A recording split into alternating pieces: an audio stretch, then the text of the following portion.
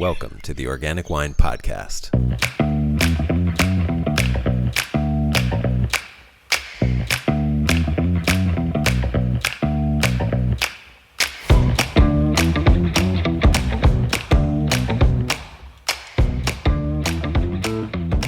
Rudy Marchesi is the chairman of the board of directors for Demeter USA, the national biodynamic certifying organization for all biodynamic agriculture. Rudy is also a managing partner for Montinore Estate. Montinore is based in the Willamette Valley in Oregon and is one of the largest biodynamic wineries in the nation, growing classic Pinot Noir, as well as some Italian varieties that are not as common in Oregon at all. In this interview, Rudy gives us a great overview of the history and benefits of practicing biodynamic viticulture. Those benefits extend to biology and economics of growing wine, but also the taste of the resulting wine, which he gets into. He talks about practicing biodynamics at both a micro-vineyard as well as at a large estate like Montinore. We also touch on what it means to have your vineyards versus your winery certified, how biodynamic certification compares to organic certification, and how Demeter incorporates new scientific knowledge into its regulations. If you've drank a biodynamic wine or heard about biodynamics and wondered what it entails, or if you think you know about it and have your doubts, this interview may be just the thing for you. A big thanks to Rudy for taking the time to lay out an articulate and well-argued case for biodynamics. And thank you for listening. Enjoy! The sponsor for today's episode is Centralis Wine. That's Centralas Wine.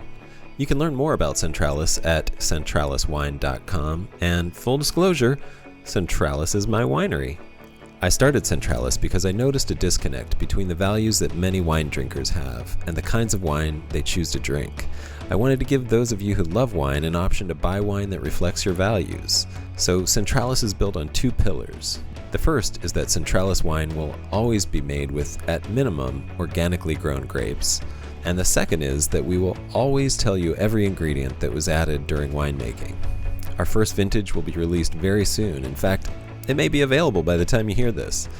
And it's pretty limited, so if you want to get some, please go to our website, centraliswine.com, and sign up for our wine list. Or go ahead and buy wine. That's Centralas wine.com. We're also on Instagram at centraliswine, and I can't wait to share our wines with you. Rudy, thanks so much for doing this. I really appreciate you coming on the show. Can you tell us what your official capacity is? And let me start with a fun question. Is it Demeter or Demeter? Well, in Europe, Demeter is the Greek goddess of agriculture. So in Europe, they say Demeter a lot, but some people say Demeter. Here in the U.S., we say Demeter, and I don't know why, but that's the pronunciation we use. Great. And what's your role with them? I'm chairman of the board of directors, and president, I guess. We're not big on titles, but. Got it. And you also, though, are involved with the Montinore Estate Winery in Oregon. What's your capacity there? Well, I was sole proprietor for many years, and then I joined up with some folks from Seattle that brought a lot to the table of allowing us to grow into the 21st century and all that. So now I'm a partner at Montinore and managing partner here. Okay, great. Yeah. And let's talk a little bit more about it. Tell me about Montinore. How many acres are you growing? Well, and where are you located? There's a lot going on. We're in the northern Willamette Valley of Oregon, and we have about 180 plus acres at our home site where the winery currently is. And that's up in the newly formed Tualatin Hills AVA in the northwest corner of the valley. And then I just saw that got AVA status. Yeah, we just got that after a long haul. Myself and Alfredo Apolloni worked on that for years, actually. But that's great. Then we also have a 30-acre vineyard in the western portion of the Yamhill Carlton district. That's a very exciting site. And then we have a newly purchased piece of property a little further east in the Yamhill Carlton district that we have planted another 25 acres on and we'll add another 70 to 75 acres there in the next year and a half, something like that. So Got it. And if I'm correct with my AVAs in the Willamette Valley, Tualatin is now right on top of Yamhill Carlton, right? At the exactly. northeast Yep. corner, right? Yep. It's the northwest corner, and just north of Northwest, yeah. Yep. Right. Now, are you farming biodynamically on all those parcels? Oh yeah. Okay. Yeah. From in the new parcel from the very start, we started treating the bare land with biodynamic preps before we even started putting vines in. Dipped all the roots in biodynamic soup, if you will, and yeah. So we're going full tilt on taking the most advantage of biodynamic uh, practices from the start. Right on. So, yeah, I've heard a lot of people. I mean, I think currently I'm seeing a lot of people transitioning to organic and biodynamic, but I love that you have your new things that you just right off the bat going into that. Yeah, Um, is that a change that you've seen in the industry? This trend towards biodynamics and organics and viticulture? clearly, it's somewhat unfocused, but everyone has the same notion. I don't see everyone flocking to biodynamics or organic, or they go to tangential practices like live. We have in Oregon, Washington, low impact viticulture enology certification, and then kind of organic light things like salmon safe and stuff like that. But it's all moving in the same direction.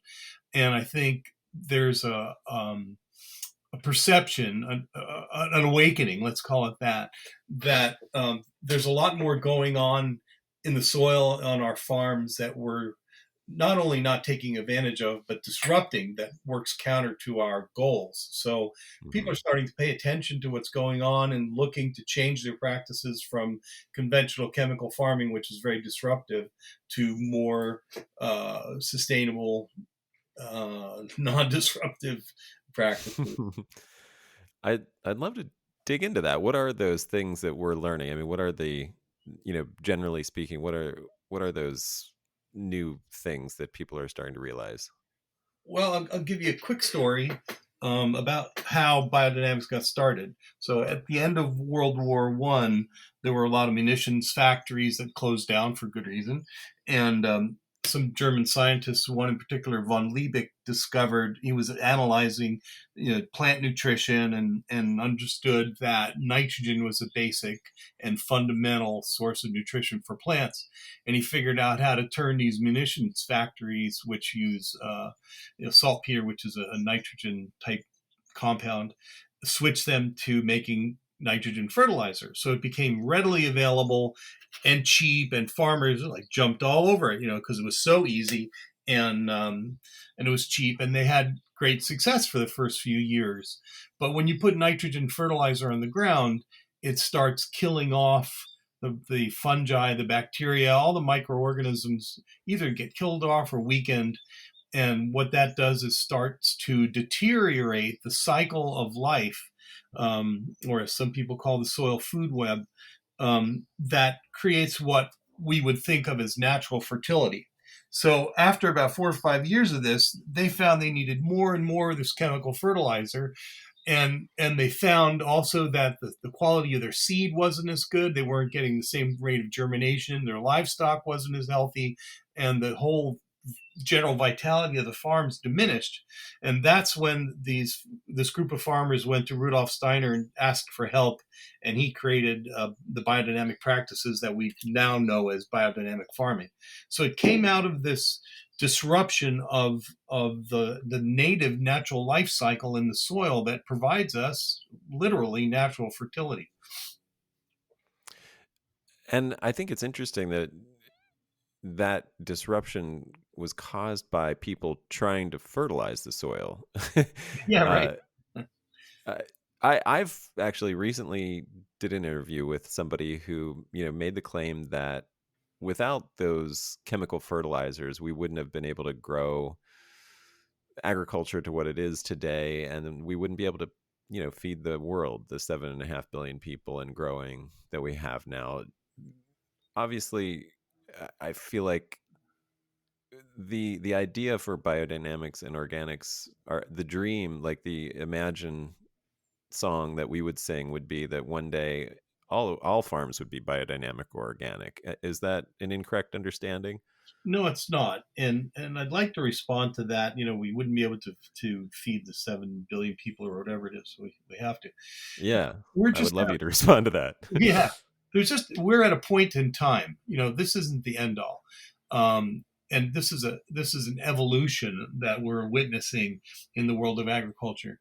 And since World War II, the Green Revolution, quote unquote, we've embraced this chemical farming, and we've seen some of the same trends that they saw back at the beginning of the 20th century, where needing more and more inputs, as they call them, fertilization things and weed killers and what, and to sustain that growth of output. You know, yeah, we've increased the output, but how long is this going to keep going on? What we see and what we know is that um, we're losing soil fertility, native fertility. We're losing topsoil because the organic matter gets depleted and the soil runs off. And if you're just one of those hardcore chemical guys, you're not worried about keeping your soil covered in the winter, and you lose a lot of the topsoil. And there's just a lot of trends that point to the non-sustainability of these practices. And if you look at some of the smart minds in the USDA, they're starting to encourage people to cover crop, not to till, to roll in and get organic matter back into the soil. They're starting to recognize that if we don't take care of life in the soil, um, it's not going to take care of us, and this rate of production is not feasible. And this is a really 180-degree view from when I was a young farmer, and someone from one of the land grant universities talked to me about starting my vineyard. He said, you realize that in modern agriculture, the function of the soil is simply to hold up the plant. We can do everything else with chemistry. Now, that was how they looked at it 40, 50 years ago. And there's starting to be a very encouraging reversal even in the conventional farming world. So I think we're at this point in time, we're at a tipping point, because there's a lot of farmers, conventional farmers, claiming, man, my profits are being diminished. I still have to get 250 bushels of corn an acre to make a living, but my costs are going up and up because I need more, chemical fertilizers. Roundup doesn't kill the pigweed anymore, and so on and so forth.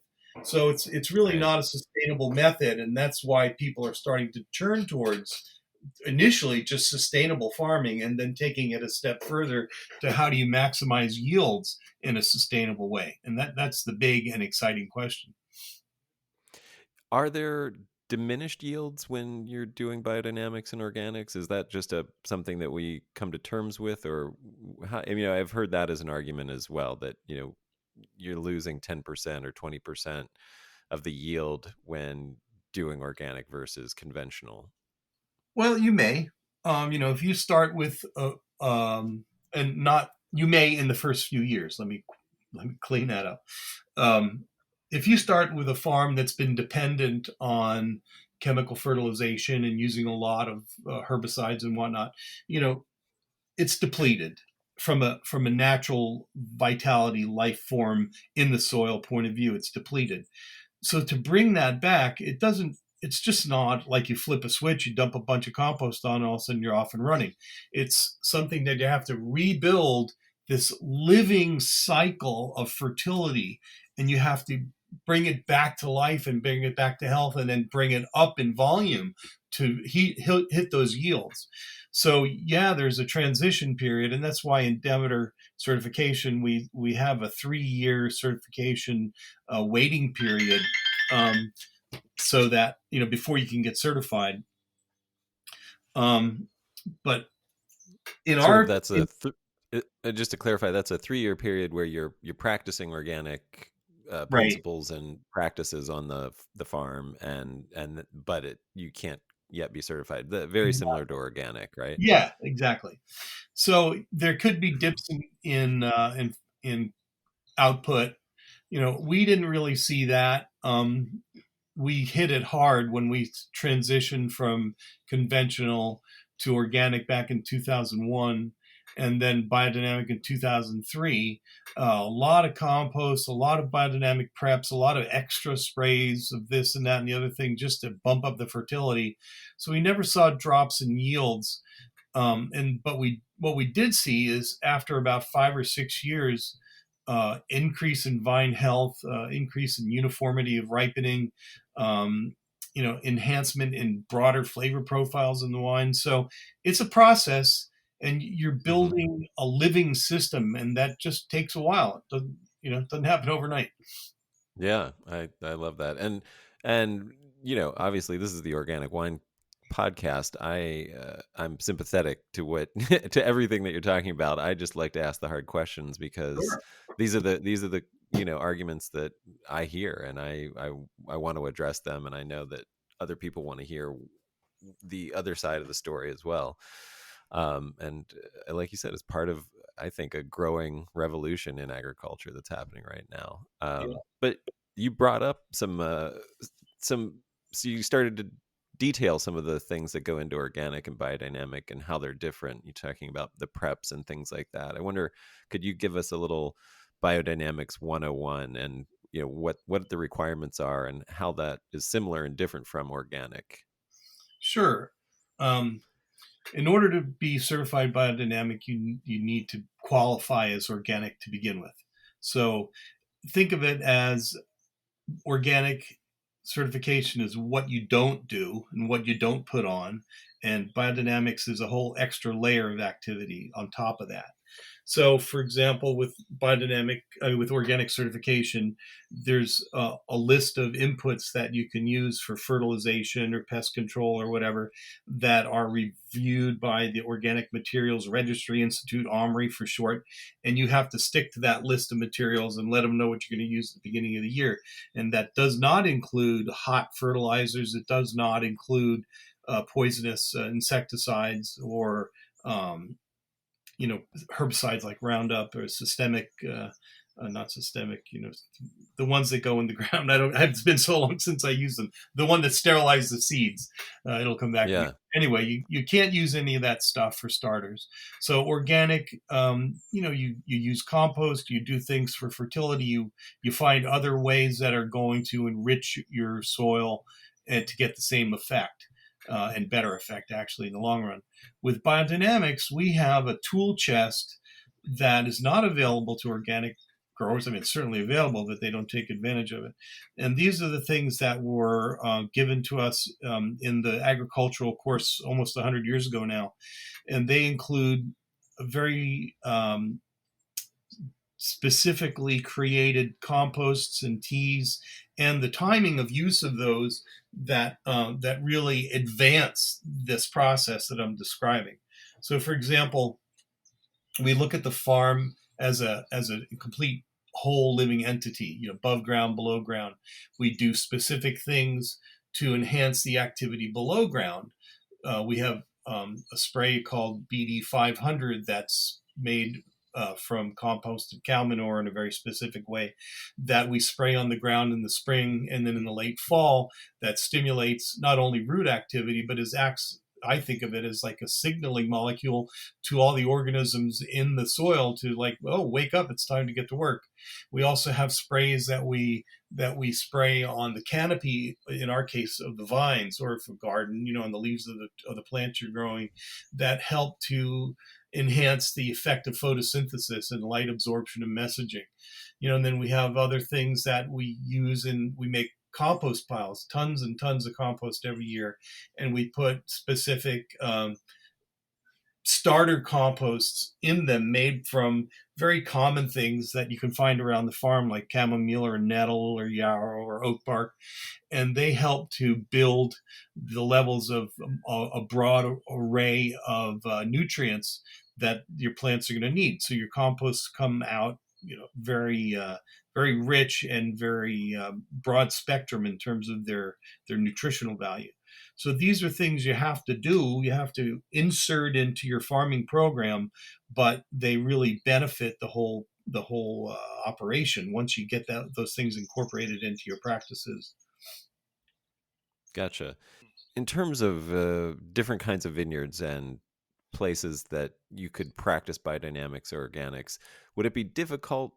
It sounds like it promotes the idea of the opposite of monoculture. It's, you need a whole living system. So what if you're in Napa Valley and you own 10-acre parcel that you want to plant full of vines, and it's right up against other, 20-acre parcels and 100-acre parcels that are full of vines? Is it impossible to do biodynamic with your little 10 acres there, or can you do it in an adapted way? Like, how does that work? It amazingly works. As a matter of fact, I've been on a 10-acre parcel uh, surrounded by vineyards owned by Constellation Brands, and just uh, walking across the fence line, 100 feet in, and just putting a shovel in the soil, you could see dramatic differences. It even wow. works, and this is a real head scratcher, but I remember visiting a producer in Volney, and they had 40 rows. I don't know if you've ever Right. been to Volney. Yeah, Burgundy, it's like you get to farm like a part of a block, Yeah, basically. right. Like And you could 3 see, rows is how you make right? your wine. I was there right as they were harvesting and walking around with the owner, and then he said, "I got to get back to work." I said, "Okay." So I just walked around, and looked at acres and acres of vines, and I could come back and see where his vines rows started. They just had a different luster, a different color, a different gesture. So you can even do it on a small scale like that. Wow. There's something that goes on, and I'd like to give you a specific example, because we can talk about this all about farming, but I'm a wine guy, you're a wine guy. It all Yeah. depends. What we care about really is what ends up in the glass. Absolutely. And there's something that I think is really interesting in biodynamic farming that relates to the concept of terroir. And what that is when we do this work on enhancing the microorganisms in the soil. One of those is a fungi family called mycorrhizal fungi, and without Yeah. getting into too much detail, what they do is they can get really big. They can get tens, hundreds of acres in size if they're left undisturbed, and they interact physically with the roots of the vines by inserting their little tendrils into the root hairs, and then there's a physical exchange between the fungi and the vines. And they bring up mineral rich soil because they can dissolve the minerals in soil with enzymes because they're fungi, and they bring up and broaden the nutrient pool. They also have this capacity of acting as a kind of like an internet, because all of these vines now all become connected to this same organism or group of organisms that we know as mycorrhizal fungi, and they literally share nutrients, and it balances out what's going on in the vineyard. And it's really remarkable to see. We saw this it sort of take effect at about year 4 or 5 after we converted to BD. We had a lot of trouble with big vines, little vines, uneven great rates of growth, and lots of hedging. And then at the same time, we would see uneven ripening. So you'd have green Mhm. clusters when others were turning red, and a lot of inconsistencies. But once they sort of settled into this network of relationship with the mycorrhizal, all of a sudden the vines started falling into a pattern of uniformity of growth, and we saw that the color change was much more consistent and timely. And then when we started analyzing fruit at harvest, we had a much more consistent ripening rate and state of ripeness in the fruit we got. And it was all because we've kind of integrated the vines into the base, the soil base that they live in, and created in effect like a community of vines rather than a stand of thousands of vines standing next to each other. And I think about Wow. this in the concept of terroir, because now we have a physical connection, an actual physical connection, not only from the roots of the vines, but through the organisms in the soil to the place where this wine is coming from. And Yeah. we saw an evolution in the character of our wines, how they became more expressive and characteristics came out that were not there before, and they've become a consistent marker of our wines from this part of the valley. And I attribute that all to this physical, healthy connection between our vines and the microorganisms in the soil and the soil itself. So to me, I find that really fascinating. Yeah, I mean, a little background about me. I actually used to grow fungi at one Mhm. point in my life, so a big mycophile myself. And I, I'm curious, do you have to inoculate your vineyard for that mycorrhizal fungi, or is it something that you just create the right environment and the natural spores will germinate and propagate throughout the vineyard? Well, that's a good debate. Okay. What we did inoculate, but I've heard from people who I believe, um, researchers, that they say it's there. And really, you just need to create the right environment for them to flourish. Um, they need carbon. That's what fungi live on. So you have to put the right kind of compost down to put carbon in the soil to keep those populations going.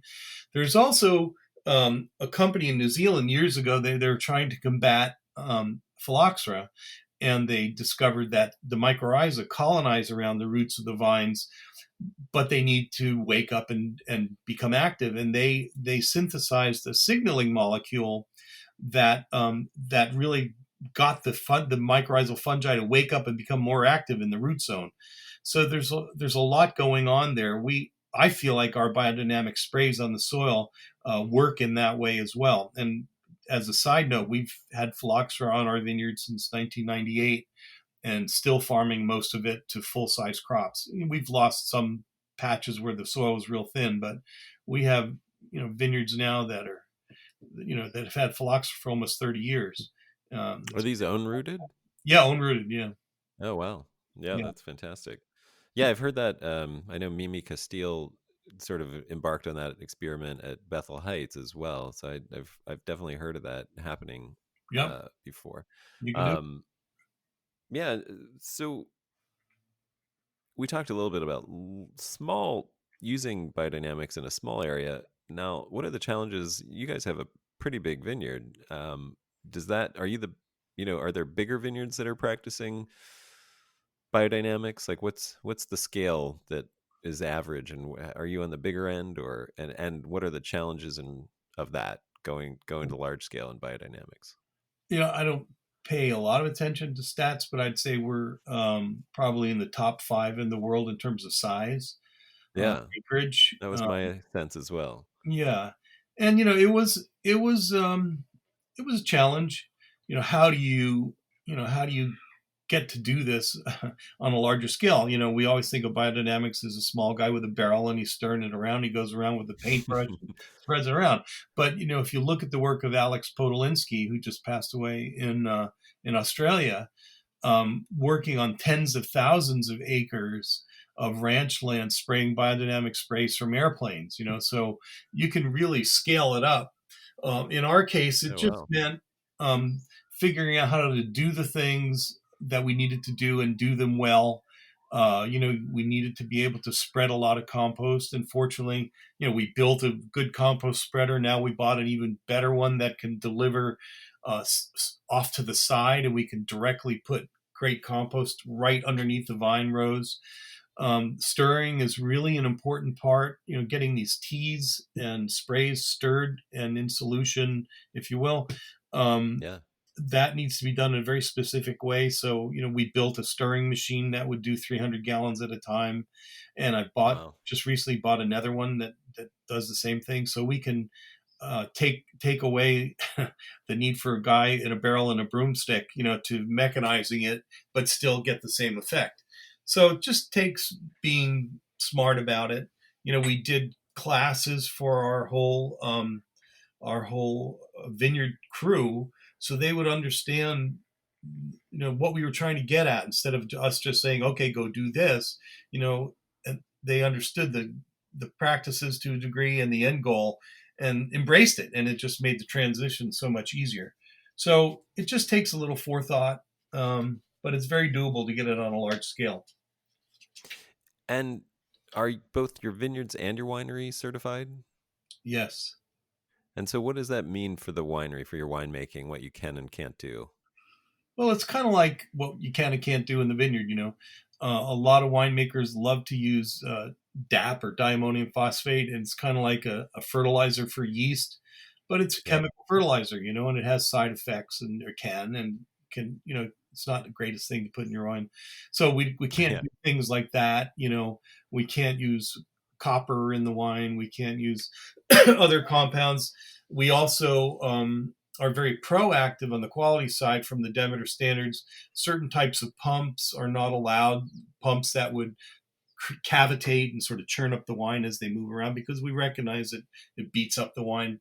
It also uh, necessitates larger amounts of sulfur being needed to keep the wine stable. And we want to be sure that that's not the case, because the Demeter standards for added sulfur are much lower than what's allowed by the federal government. So in order to achieve that, you have to be very gentle and very mindful of how you move the wine and how the wine is kept, and how it's handled during fermentation and maturation. So there's a lot of detail and nuanced uh, practices that don't sound like a lot, but they all relate to this concept of really having minimal intervention, if you will. It's Yeah. different than natural wine where you just let her rip. I've had more bad natural wine than I ever care to remember, but it does kind of we don't want to overwork the wine. We want to let the process, it's a natural process, just like the grapes growing is a natural process. And we want to allow that to proceed in the healthiest, most vital way it can without disruption. And what is the limit to sulfur, the like parts per million that you can add? Total parts per million, which is different than free, total parts per million is 100 parts per million. That's the Okay. So maximum. Yeah. that's similar to organic, made with organic grapes uh, Yeah. designation, right? It's the same, Uh, and that's a US standard. Internationally, they allow a little bit more. In the US, we tried to have some simpatico with the organic standards when they first came out. okay. So that's how that Got ended it. that way. Yeah. Great. And so, and just in the winemaking, you're not adding yeast, correct? So, so no malolactic inoculation, no yeast inoculation. It's all native microbes, right? No, not right. Um, Not right. Okay. yeah, we're prohibited from using yeasts that are designed to enhance aromatics and things like this. That are going to try to mimic something else. Got Um, it. we're encouraged to use our ambient yeasts, our native yeasts, and in our winery we collect those yeasts every year when we're doing fruit sampling, and propagate them in small containers in the winery and evaluate them. At any point from September on, the hallway outside the lab might have 20 or 30 jugs, fermenting away, and we we Wow. we just make sure that there's no off odors, that they're active, and they look like good healthy yeast, and then we'll take those starters and inoculate the fruit when it comes in with those starters. So that's the majority of what we do. There's some other yeasts that we know act better and will finish better with certain grape varieties, so we might add that in as well. But for the most part, we're using what we get out of the vineyard. Got it. So, but it does allow for if you, for example, had a stuck fermentation, you're not just screwed. Like Right. you can inoculate with something to help it along to the end. Absolutely, and it used to be Okay. a little more obstructive. We would have to send in a letter and ask permission. Well, we don't do that anymore. We're pretty practical, but we do review everyone's records annually to make sure that they're adhering to the standards. Well, that brings up a good point. Knowledge, as we know, is always changing and expanding and hopefully improving. And I'm guessing that, you know, we'll figure out new things about agriculture and viticulture as we go along. Are there processes in Demeter to allow for those changes, for new discoveries and incorporating things that might overturn previously held tenets of biodynamics? Well, there are. There's some people that are very conservative, and they say, it's black and white, and this is the only thing you can do. But Rudolf Steiner actually would kid some of his followers or tease them, saying, "Oh yeah, you just because I said you put on your pants left leg first, right leg second, you've created a cult for pants putter honors. Use your head." You know, this is what he was saying, to paraphrase. This is a living process, and he was a very big believer in science and thinking, and he wanted us to take this as sort of a basic standard to work off of. So within the international biodynamic community, there is a lot of research and people working with things, and we experiment on our farm trying to get the most out of these practices. And for example, we had one vineyard that gave us a lot of green notes in our Pinot. And, it was okay, but it wasn't exactly what we were looking for. We wanted some more riper fruit, and we couldn't seem to get there, um, regardless of the vintage. And then a friend of mine from Italy who was working with bell pepper growers who want the really ripe, sweet red bell peppers, every time for roasting peppers, said that they Yeah. would use multiple sprays of our BD 501, which is the spray that enhances the sunlight activity. So Oh, we tried that out in September, did 3 sprays from Labor Day to harvest.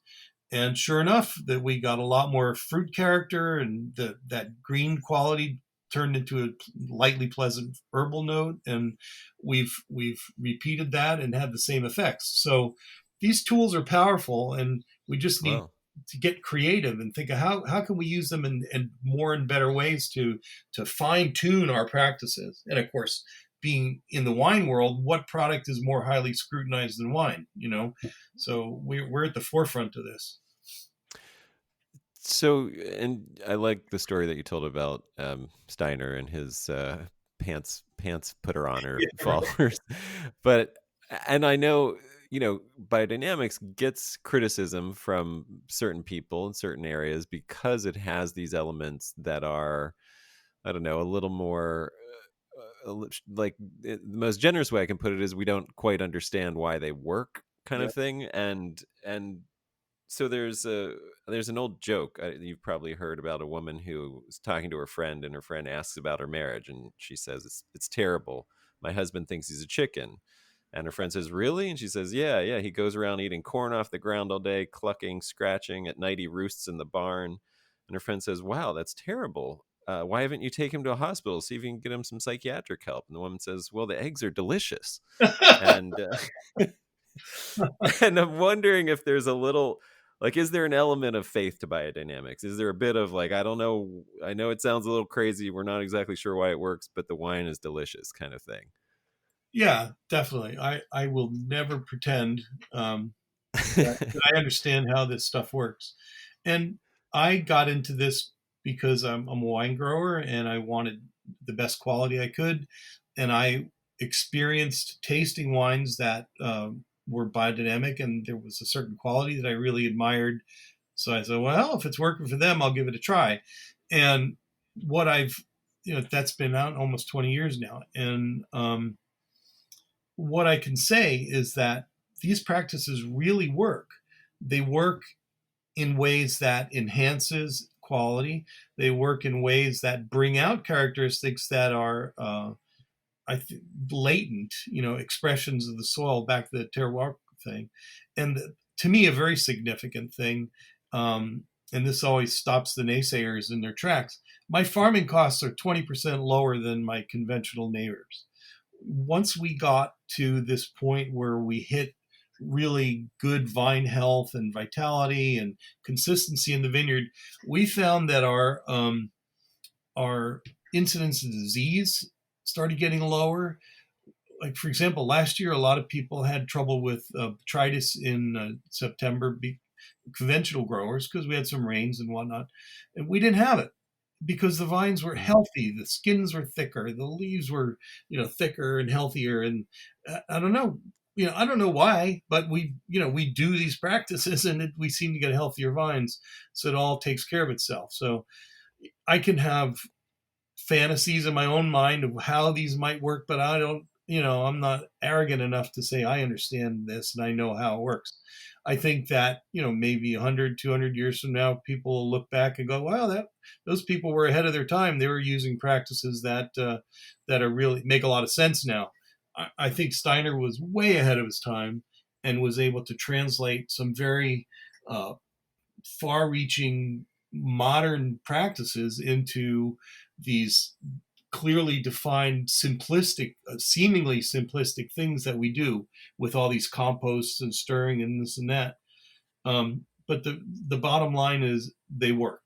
So who am I to Yep. argue with it? My job is to make wine, not to be a researcher. So they work. Yeah. Now, you said 20% lower farming costs. Yeah. I'm just gonna flip that over and say, are there additional costs that detract from that due to the certification cost, the time and energy and actual, costs of certification for biodynamics and organics? Uh, what's it cost me? I'm thinking the actual cost of certification, the licensing fees, and all that. Yeah, Maybe it's $20 a ton, which is negligible. Um, right. in terms of our practices, when I say my farming costs, I mean everything from every drop of diesel to every hour that's spent to every tool that's purchased. That counts everything. We have a good accounting Yeah, system.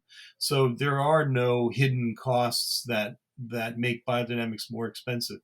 There yeah, there is well, there is one, and that is the attention of the grower. The old right. saying, the best fertilization is the farmer's footprints. We have to Yeah, be attentive. We have to be out in the vineyard. We have to train ourselves to see what the plant is telling us about its health or ill health. And right. those are things skills you have to develop at the same time.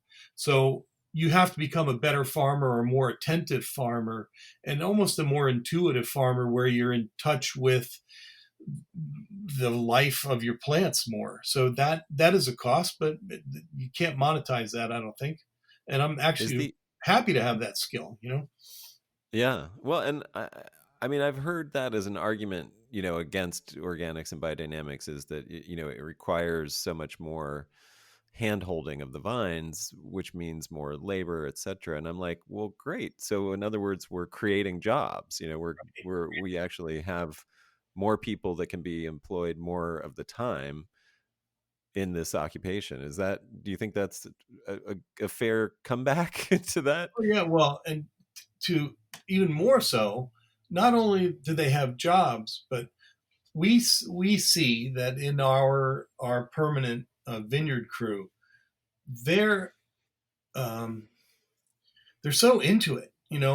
They're proud of their work. They're not just going out there and spraying some spray or tilling up the edges of the vineyard or mowing or whatever. They're engaged in creating quality fruit. They're engaged and have a relationship with these vines that they work every year. They know every block, every vine.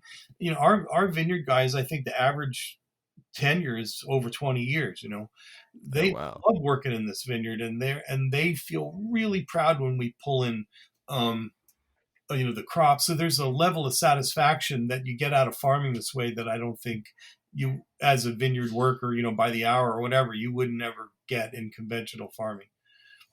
Right. So, what have you found to be the most effective way to educate consumers about biodynamics? Is there a magic bullet, or does it just involve a lot of individual conversations? Yeah, that's a really good question.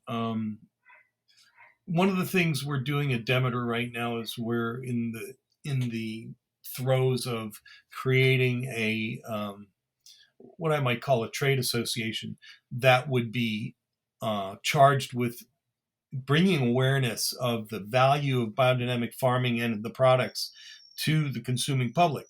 And there's in Europe, there's Demeter certified products, especially Germany and Northern Europe. They're so highly prized.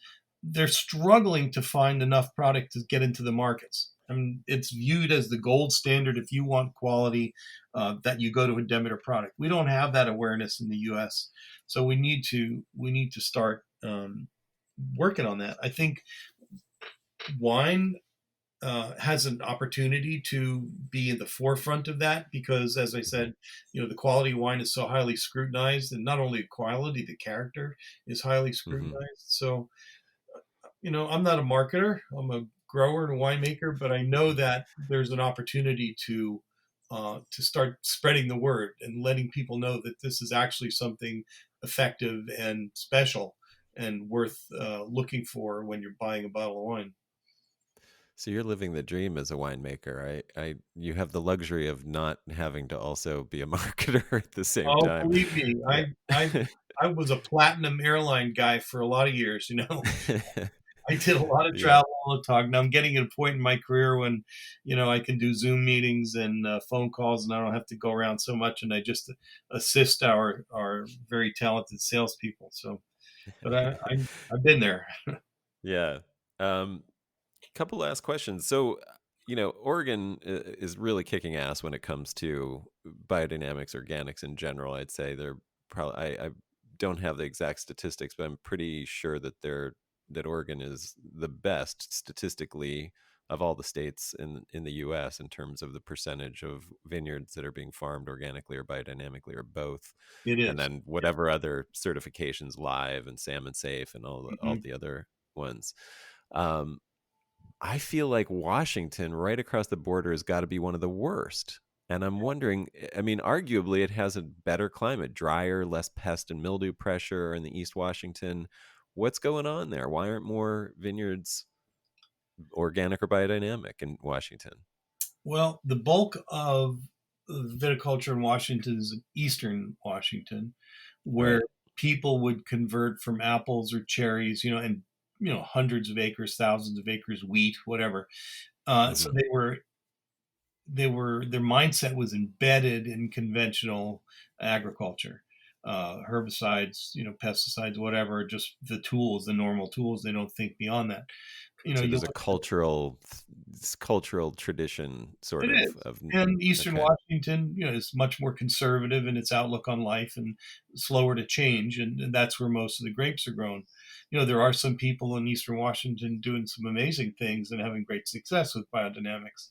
Oregon Yeah. was started kind of like on a Burgundy model with smaller vineyards, and a lot of people came to this industry from other industries, and they were a lot more open minded um, and Oregon's kind of a green state anyway, so we had that value in our state gestalt, if you will. Yeah. So it was adopted a lot more readily here than in Washington. But I agree with you. Washington has great potential. I love the wines Yeah. from Washington, and the Me ones too.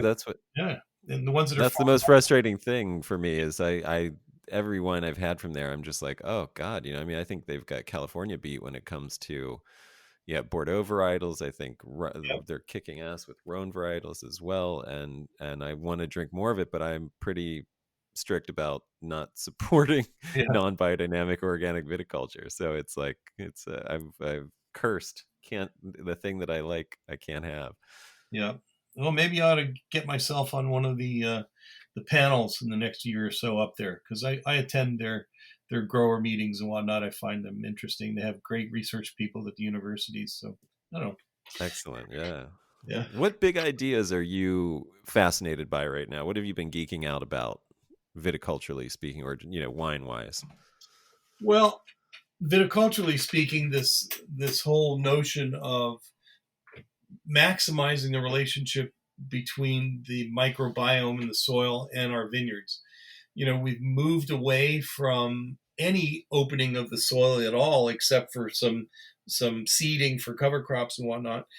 Really trying to build up, uh, biology in the soil, providing the nutrients for that biology, and balancing that out with the nutrient needs of the vines, so that we don't have weeds growing up into our vines and things like that. So it's an interesting change in the last couple of years, not without its challenges, but I'm excited about that. And also, what does that mean in terms of irrigation needs, nutritional needs? How do you find that balance? So, um, even more than ever, I'm like looking at the vines really carefully. What are you telling me? Are you getting what you need? What's my cover crop doing for me? Um, I don't know. I find that really interesting. I look at it as we create an ecosystem that we've inserted this vine into, and how do I maximize that relationship so I'm getting what I need, and at the end of the season, the whole system is healthier than it was at the beginning. So that's what that rings my bell. These It's relationships between vines and mycorrhizal fungi, for example, are just one story that I think there are thousands of that we don't know about, and I want to learn more. In the cellar, I find that it's getting easier and easier to make good wine. I don't make the wine; I just kind of oversee the team, and the fruit is just much more giving. We're dropping off, delivering quality fruit at the door better and better every year. So that makes that job easier. And we're finding that when we had struggled in years past with stuck fermentations and whatnot, we don't have that. I measure kind of our success of growing in our juice panels. You know what I mean when I say a juice panel? It's an yeah, analysis yeah, of the grape juice, and you look at yep, all the nutrients that are available for the yeast coming in the juice. And I measure right. my success, like how nutrient rich is this juice for those yeasts that we want to do the work. So we're trying to make that connection from the field into the fermenter, and that stuff kind of jazzes me. That's great. And have you seen those like numbers increasing and Yeah, over time, or yeah, that's they have. fantastic. Yeah. And another cool thing, while we're on it, I mean, how do you impact the character of the wine, in the glass through viticulture? Over the last 10 years, we've been able to drop the pH of our Pinots a full point 1.15, which is really significant. Oh That wow. changes the color, it changes the aromatics, it changes the need for sulfur, lowers the need for sulfur to keep things stable. Um, that's a real big, that's a real biggie, and that has to do with balancing the minerals that are available to the vines. So it's Yeah. simple powdered rock dust sprays, mixed in with the sprays that we normally put on. Just simple stuff like that we've kind of experimented with and found what worked. So that's just another way that we hit the ultimate goal of improving what's in the glass. So you're picking around the same time at the same sugar content, and the pH is lower. Yeah, yeah, Wow. yeah. And I didn't even think you guys would have a problem with pH and where you're growing. I Well, mean, we shouldn't. compared to California, Yeah, for we have pretty example, high. where I Yeah, we have pretty high potassium levels in the soil and kind of lower okay, magnesium and got it. calcium. So we needed to get that all balanced out. Got it. Okay. Great. Well, this is all fantastic. And I guess just in closing, what are what are resources that you'd recommend to others who want to learn about biodynamics, and how can how can they learn more about you and Montinore online or otherwise? Well, on the last question, that's an easy one. Montinore.com. We have a good website that tells the story well. The Great. DemeterUSA.com website is a good resource on a lot of stuff, a lot of good things, and also the Biodynamic Association of America, or BDA, um, has a really good website. They're more geared towards education, and then the other one is the Josephine Porter Institute, jpi.com. They have a really good collection of a newsletter and books and publications. If you really want to dive into it about the how to and the why and all that. And also Steiner Books has a really great collection of works if you want to go right back to the source. Reading Steiner's agriculture course is difficult.